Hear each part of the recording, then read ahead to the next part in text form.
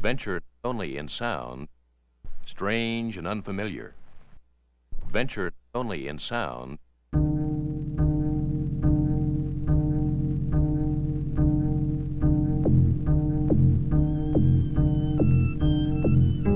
He caught himself sleeping on the train again, with a 10 o'clock off work bloodshot grin. The sky was dark, the seats were warm, his head throbbed as them thoughts would swarm. And why were they all about her, he asked, looking through the bulletproof scratched glass. He hadn't had a woman in some time now. Was it a lack of confidence that somehow had kept him from uttering the famed, ill-fated pickup utterance that could likely, well, most likely, gain him the acquaintance? But he respected women, as he liked to pretend, but with insecurity, perversion could not contend. So he kept dozing off with the swaying of the train, the flickering of the dome light and the sputtering of the rain. She invaded his dreams with the jaguar light prowess, a street light, bright red and callous, and he's stuck in traffic, anxious and famished. Her perfume is toxic and her eyes were classic. Was it the pressure, the stature, the status, whatever, made him jump up and look around, the boxcar weathered, and his stop now was not too far.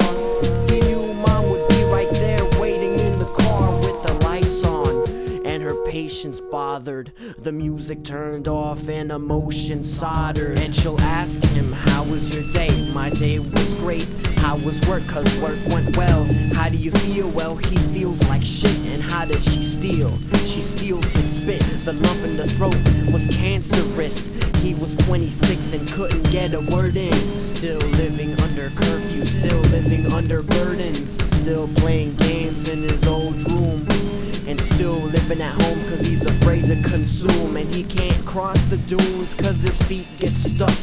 He can't cross the river cause his feet get soaked. He can't climb the tree cause his limbs grow weak. And he can't move on cause he's afraid to cross the street. The type that's got to grab somebody's hand and cross the street. The type that's got to grab somebody's hand and cross the street. The type that's got to grab somebody's hand and cross the street. The type that's got to grab somebody's hand and cross the street. The type that's got to grab somebody's hand and cross the street. The type that's got to grab somebody's hand and cross the street. The type that's got to grab somebody's hand and cross the street. The type that's got to grab somebody's hand. The sky was growing pale and time was running out. The taste was getting stale, drying out his mouth. The cold seemed to stab steadily, arbitrarily, without discrimination.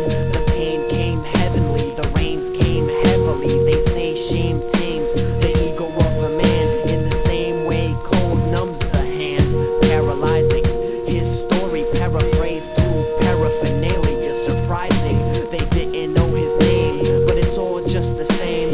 Stained couch, torn blouse, lights on in the house, water runs, incense burns, the smoke dances oblivious, hypnotic in every sense of the word. And stress fills the room like death filled the tomb. Mysterious, it took a second for them to process the scenery.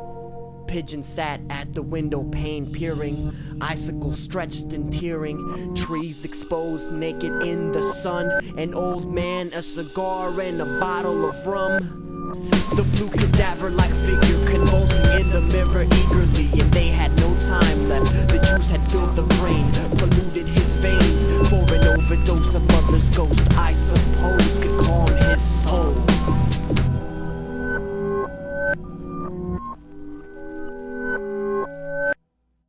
Ladies and gentlemen, yes, we all know the needles did her harm. She was laying still with the devil's dick in her arm, and she loved the penetration, controlling the releasing of the juices. Mother Nature's innuendo protruding from obtuse confusion, a rare case indeed.